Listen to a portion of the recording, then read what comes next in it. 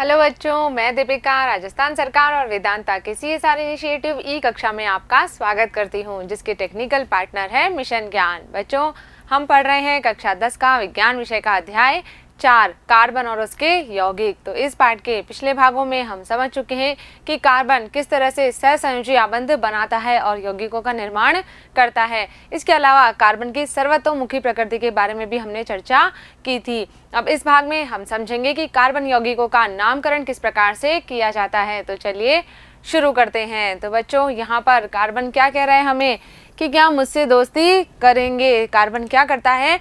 अन्य तत्वों के परमाणुओं के साथ में आबंध बनाता है। कौन कौन से तत्व हैं? जैसे कि हाइड्रोजन है, हेलोजन, ऑक्सीजन, नाइट्रोजन, सल्फर आदि के साथ में सहसंयोजी आबंध बनाता है, यानी कि हर किसी के साथ में ये दोस्ती कर लेता है। तो यहाँ पर क्या होता है कि जो भी हाइड्रोकार्बन श्रृंखला है उसके अंदर क्या होगा कि ये तत्व एक या एक से अधिक हाइड्रोजन को क्या कर देगा? प्रतिस्थापित कर देगा और खुद किसका स्थान ले लेगा? हाइड्रोजन का स्थान ले लेगा। तो ये जो तत्व है इसे क्या कहते हैं? हम विषम परमाणु कहते हैं। जो भी तत्व क्या कर रहा है?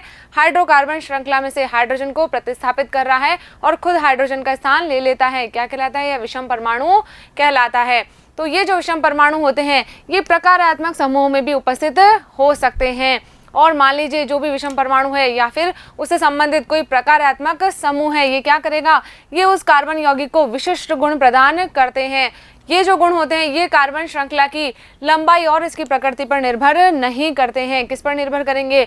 ये उस तत्व पर निर्भर करते हैं। तो ये क्या कहलाते हैं? प्रकारात्मक समूह, फंक्शनल ग्रुप कहलाते हैं। इन फंक्शनल ग्रुप के आधार पर ही हम क्या करते हैं? कार्बनिक यौगिकों का नामकरण करते हैं।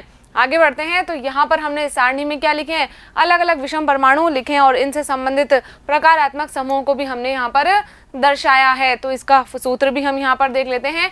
यदि मान लीजिए विषम परमाणु क्या है? क्लोरीन या ब्रोमीन है, तो हम क्या कहेंगे इसे? क्या है ये? हेलो एल्केन है। और इसका सूत्र जब हम इसको कार्बनिक यौगिकों में जोड़ेंगे तो हाइड्रोजन किससे प्रतिस्थापित हो जाएगा? क्लोरीन से या ब्रोमीन से प्रतिस्थापित हो जाएगा। ये क्या है? हाइड्रोजन परमाणु के प्रतिस्थापी होते हैं। हाइड्रोजन को हाइड्रोकार्बन श्रृंखला में से प्रतिस्थापित कर देंगे। इसी तरह मान लीजिए यदि क्या है? विषम परमाणु ऑक्सीजन है, तो ये अलग अलग प्रकारात्मक समूह में उपस्थित हो सकता है, जैसे कि एल्कोहल में, एल्डिहाइड में, कीटोन में या कार्बोक्सिलिक अम्ल में।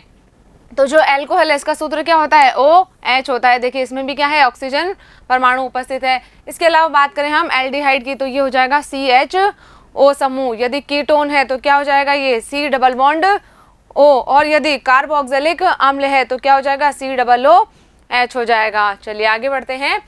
तो यहाँ पर क्या कर रहा है? हाइड्रोजन के एक या अधिक अणु को कौन प्रतिस्थापित कर रहा है? ये प्रकारात्मक समूह प्रतिस्थापित कर देता है और खुद ये इस कार्बन श्रृंखला से जुड़ जाते हैं। तो अलग अलग यौगिकों का निर्माण यहाँ पर हो जाता है। आगे देखते हैं हम कि समजातीय श्रेणी क्या होती है। क्या होती है समजातीय श्रेणी? नाम से पता चल रहा है कि समजातीय, समान जाति की। क्या होगा इसके अंदर कि कार्बन परमाणुओं को आपस में जोड़कर हम अलग अलग लंबाई की श्रृंखला बना सकते हैं। कार्बन क्या करेगा? अलग अलग कार्बन परमाणुओं के साथ में जुड़कर अलग अलग लंबाई की श्रृंखला यहाँ पर बना लेता है। और ये श्रृंखलाएं सीधी भी हो सकती है और शाखित भी हो सकती है। तो इनमें क्या होता है कि इनके अंदर जो हाइड्रोजन उपस्थित हैं या कोई अन्य परमाणु है, ये क्या होंगे? किसी भी प्रकारात्मक समूह के द्वारा प्रतिस्थापित हो जाते हैं। तो इसी से क्या होगा? नए नए यौगिकों का निर्माण होता है। तो यहाँ पर देखिए यदि बात करें हम एल्कोहल की, एल्कोहल क्या है? एक प्रकारात्मक समूह है। तो इसकी उपस्थिति के कारण क्या होगा? कार्बनिक यौगिकों के जो गुणधर्म होंगे वो कैसे होंगे? समान हो जाएंगे। जैसे कि मान लीजिए यहाँ पर बात करें हम CH3OH की, मेथेनॉल की, एथेनॉल की या C3H7OH की, या फिर क्या ले लें हम? C4H9OH। तो ये सभी क्या हैं? एल्कोहल समूह से संबंधित हैं। तो इनके जो रासायनिक गुणधर्म होंगे ये कैसे होंगे? अत्यधिक समानता दर्शाते हैं, क्योंकि सभी के अंदर क्या है? प्रकारात्मक समूह जो है वो समान है। और ये प्रकारात्मक समूह क्या करता है? यौगिक के गुणधर्मों का निर्धारण करता है। तो यहाँ पर ये सभी यौगिक क्योंकि अल्कोहल समूह से संबंधित है तो इन सबके जो रासायनिक गुणधर्म होंगे ये लगभग समान होते हैं। तो यौगिकों की ऐसी श्रृंखला जिसमें कार्बन श्रृंखला के अंदर स्थित हाइड्रोजन को एक ही प्रकार का क्या कर देता है? प्रकारात्मक समूह प्रतिस्थापित कर देता है। यानी कि कार्बन श्रृंखला तो वही रहेगी, लेकिन क्या होगा? हाइड्रोजन जो होते हैं वो एक ही प्रकार के प्रकारात्मक समूह के द्वारा प्रतिस्थापित हो जाते हैं। तो ऐसी श्रृंखला क्या कहलाती है? समजातीय श्रेणी कहलाती है। उदाहरण के लिए हम देखते हैं यहाँ पर कि एल्केनों की समजातीय श्रेणी किस प्रकार की होगी। तो क्या होगा यहाँ पर? CH4 मेथेन क्या है? एल्केन है। और इसी तरह C2 H6 ये क्या है, एथेन है। तो इनके अंदर क्या है, एक CH2 इकाई का अंतर है और ऐसे ही श्रृंखला आगे बढ़ती जाएगी। तो हम क्या कहेंगे, क्या है, ये एल्केनों की समजातीय श्रेणी है। इसी प्रकार हम बात करें C2H6 और C3H8 की, तो इसमें भी क्या होगा, एक CH2 इकाई का अंतर आता है।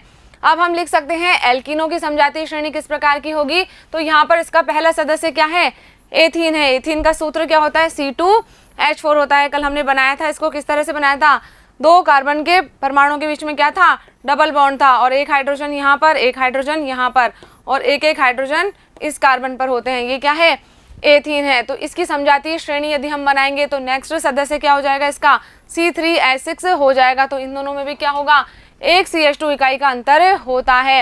एल्कीनों का जो सामान्य सूत्र होता है इसे हम CnH2n के रूप में लिख सकते हैं, जहां पर N जो है वो क्या है, 2, 3, 4 या जितने भी कार्बन परमाणु यहाँ पर उपस्थित है उनकी संख्या होती है। आगे बढ़ते हैं।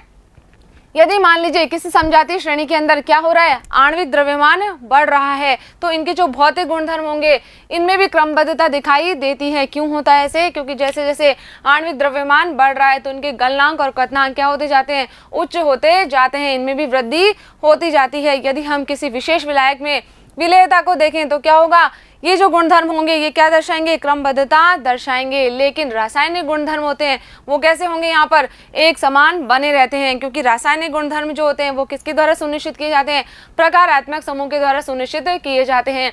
तो जैसे जैसे श्रृंखला बढ़ती जाएगी तो भौतिक गुणधर्मों में तो हमें क्रमबद्धता दिखाई देती है, लेकिन रासायनिक गुणधर्म कैसे रहते हैं, उनके एक समान रहते हैं, क्योंकि सभी के अंदर क्या है, प्रकारात्मक समूह जो होता है वो एक समान ही होता है। अब हम बात कर लेते हैं कि कार्बन यौगिकों की नाम पद्धति क्या होती है, किस तरह से इन कार्बन यौगिकों का नाम रखा जाता है। तो यहाँ पर क्या करते हैं हम कि किसी भी समजातीय श्रेणी में यौगिकों के नामों का जो आधार है वो क्या है, बेसिक कार्बन की उन मूलभूत श्रृंखलाओं पर आधारित होता है, जिनके क्या है, प्रकारात्मक समूह की प्रकृति के अनुसार पूर्व लग्न, उपसर्ग, अनुलग्न या प्रत्यय लगाकर हमने संशोधित किया है। जो भी प्रकारात्मक समूह उस यौगिक के अंदर उपस्थित है उसी के अनुसार हम क्या कर देंगे, पूर्व लग्न लगा देंगे या उपसर्ग लगा देंगे या फिर अनुलग्न या प्रत्यय का प्रयोग हम करते हैं। तो जैसे कि मान लीजिए अल्कोहल के जो नाम है, तो अल्कोहल का क्या है, जो अनुलग्न होता है वो क्या होता है, ऑल होता है। तो यहाँ पर देखिए मेथेनॉल, एथेनॉल, प्रोपेनॉल, ब्यूटेनॉल, जैसे जैसे कार्बन की संख्या बढ़ रही है तो हम क्या कर रहे हैं, नाम बदल रहे हैं, लेकिन प्रकारात्मक समूह कैसा है, यहाँ पर समान है। तो सबके पीछे क्या आ रहा है, यहाँ पर ऑल आ रहा है। आगे बढ़ते हैं, कुछ और कार्बनिक यौगिकों के नामकरण को समझते हैं। तो सबसे पहले हम क्या करेंगे इस विधि के अंदर कि यौगिक में कार्बन परमाणु की संख्या ज्ञात करेंगे कि इस यौगिक के अंदर कार्बन परमाणु की संख्या कितनी है। इसी के आधार पर हम कैसे नामकरण करते हैं, एक कार्बन है तो मेथ, दो है तो एथ, मेथ, एथ, प्रो, ब्यूट, पेंट, हेक्स, इस तरह से हम जो है कार्बन की संख्या के आधार पर इनके नामकरण की शुरुआत करते हैं। फिर क्या करेंगे हम, जैसे उदाहरण के लिए हमने बात की है कि 3 कार्बन वाले परमाणु यौगिक जो है उसका नाम क्या होगा, उसका नाम हो जाएगा प्रोपेन, क्योंकि मेथ, एथ और प्रोप 3 नंबर पर जो कार्बन आएगा उसका नाम क्या होगा, प्रोपेन होगा। उसके बाद में हम देखेंगे कि इसमें प्रकारात्मक समूह कौन सा उपस्थित है, उसके आधार पर हम क्या करेंगे, पूर्व लग्न या अनुलग्न के साथ में उस यौगिक के नाम को दर्शाएंगे, या तो आगे लगाएंगे या फिर उसको पीछे लगाएंगे। तो यहाँ पर हम देखें कि यदि मान लीजिए प्रकारात्मक समूह का नाम हमें अनुलग्न के आधार पर देना है और जो हमारा प्रकारात्मक समूह है इसके अनुलग्न का नाम क्या है, स्वर ए, ई, आई, ओ, यू से प्रारंभ होता है, तो हम किस तरह से लिखेंगे इसे, कार्बन श्रृंखला के नाम से अंत का ई हटा देंगे और उसके अंदर हम क्या कर देंगे, समुचित अनुलग्न लगा देंगे। उदाहरण के लिए हम देखें कि कीटोन समूह को हमें कहाँ जोड़ना है, 3 कार्बन वाली श्रृंखला से जोड़ना है, तो हम क्या कर देंगे यहाँ पर कि क्या नाम हो जाएगा 3 कार्बन वाली श्रृंखला का, प्रोपेन। तो यहाँ से हम ई हटा देंगे और कीटेन का अनुलग्न क्या होता है, ONE होता है, तो यहाँ पर हमने ई हटा दिया है और इस ONE को जोड़ दिया है, तो इसका क्या नाम हो जाएगा, प्रोपेनोन नाम हो जाएगा। यदि मान लीजिए हमें क्या करना है, कोई असंतृप्त कार्बन श्रृंखला है, तो हम क्या करेंगे कि जो कार्बन श्रृंखला का अंतिम ANE है इसे हटा देंगे और यदि डबल बॉन्ड है तो ईन लगा देंगे और ट्रिपल बॉन्ड है तो आइन लगा देंगे। तो यहाँ पर क्या करते हैं हम, जैसे मान लीजिए द्विआबंध वाली 3 कार्बन की श्रृंखला है तो इसका क्या नाम हो जाएगा, प्रोपीन हो जाएगा। क्या जोड़ दिया हमने यहाँ पर, ईन जोड़ दिया है। और यदि त्रिआबंध है यहाँ पर तो क्या लगा देंगे हम, प्रोपाइन, आइन लगा देंगे यहाँ पर अनुलग्न के रूप में। तो इस तरह से हम इनका नामकरण कर सकते हैं। अब सारणी में देखते हैं हम कि किस तरह से अलग अलग यौगिकों का नामकरण हम किस प्रकार से करेंगे। तो मान लीजिए क्या है, यहाँ पर हमारे पास में हेलो एल्केन है, तो जब हेलो एल्केन होते हैं, क्लोरीन ब्रोमीन आदि जुड़ रहे हैं, तो हम क्या करते हैं, इसे पूर्व लग्न के रूप में लगाते हैं। जैसे कि यहाँ पर क्या है, कार्बन कितने हैं, 3 है इसके अंदर, और क्या जुड़ा हुआ है यहाँ पर देखिए, क्लोरीन जुड़ा हुआ है, तो इसका नाम क्या हो जाएगा, इसे हम पूर्व लग्न में लगाएंगे, यानी कि इसके नाम से पहले लगाएंगे। तो पहले क्या आ जाएगा, क्लोरो, और क्योंकि 3 कार्बन है तो क्या नाम हो जाएगा इसका, क्लोरोप्रोपेन। यदि मान लीजिए ब्रोमीन यहाँ पर जुड़ा हुआ है तो क्या नाम हो जाएगा इसका, ब्रोमोप्रोपेन हो जाएगा।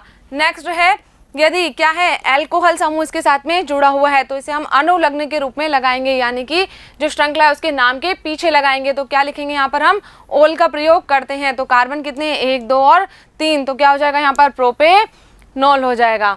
आगे देखते हैं, यदि मान लीजिए एल्डिहाइड समूह जुड़ा हुआ है तो क्या हो जाएगा, अनुलग्न एल का प्रयोग करते हैं, तो क्या इसका नाम क्या हो जाएगा, प्रोपेनेल हो जाएगा। यहाँ पर देखिए CHO समूह के साथ में जुड़ा हुआ है। यदि कीटोन समूह है तो क्या लगाएंगे हम, ONE, ओन लगाते हैं यहाँ पर, तो इसका नाम क्या हो जाएगा, प्रोपेनोन हो जाएगा। और यदि कार्बोक्सिलिक अम्ल ये समूह यहाँ पर जुड़ा हुआ है तो क्या लिखेंगे हम, इसका नाम ये हो जाएगा प्रोपेनोइक अम्ल। ओइक एसिड जो है उसको हम अनुलग्न के रूप में प्रयोग में लेते हैं। तो इस तरह से हम इन यौगिकों का नामकरण कर सकते हैं। चलिए कुछ और यौगिक देख लेते हैं। यदि हमारा यौगिक क्या है, एल्कीन है, यानी कि डबल बॉन्ड यहाँ पर लगा हुआ है, तो हम किसका प्रयोग करेंगे, अनुलग्न ENE, इन अनुलग्न का प्रयोग हम करेंगे। तो हमारा जो यौगिक है इसका नाम क्या हो जाएगा, प्रोपीन। इसी तरह मान लीजिए यदि एल्काइन है तो क्या करना पड़ेगा, हमें अनुलग्न आइन YNE का प्रयोग करना पड़ेगा। तो यौगिक का नाम क्या हो जाएगा, प्रोपाइन। देखिए क्या है यहाँ पर, ट्रिपल बॉन्ड त्रिआबंध इसमें उपस्थित है। तो इस तरह से हम कार्बन के अलग अलग यौगिकों का नामकरण उनके प्रकारात्मक समूह के आधार पर कर सकते हैं। तो यहाँ पर हमारा ये भाग कंप्लीट हो गया है। अब कर लेते हैं हम इस भाग से संबंधित कुछ प्रश्न जो कि हमारी पाठ्य पुस्तिका में दिए गए हैं। तो पहला प्रश्न हमें दिया गया है कि निम्न यौगिकों का नामकरण कैसे करेंगे। यहाँ पर हमें कुछ यौगिक दिए हैं जिनका हमें नामकरण करना है। तो सबसे पहले दिया है CH3CH2Br। तो यहाँ पर क्या जुड़ा हुआ है, देखिए Br जो है उसने क्या किया है, हाइड्रोजन को प्रतिस्थापित कर दिया है। तो ये हेलो एल्केन हो गया है,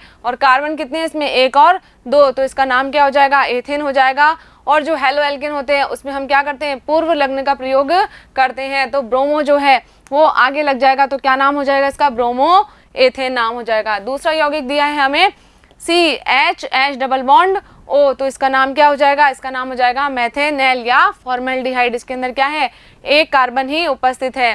नेक्स्ट है, यहाँ पर हमें देखिए कार्बन कितने दिए गए हैं, 1 2 3 4 5 और 6 कार्बन हमें दिए गए हैं। तो 6 कार्बन वाली श्रृंखला को हम किसे लिखते हैं, हेक्स से लिखते हैं। और क्योंकि यहाँ पर क्या है, ट्रिपल बॉन्ड है, तो क्या हो जाएगा, इसका नाम हेक्साइन हो जाएगा। ये 1 क्यों लगाया हमने, क्योंकि पहले कार्बन के साथ में जो ट्रिपल बॉन्ड है वो जुड़ा हुआ है, तो इसका नाम क्या हो जाएगा, 1 हेक्साइन नाम हो जाएगा। तो यहाँ पर हमारा ये प्रश्न कंप्लीट हो गया है।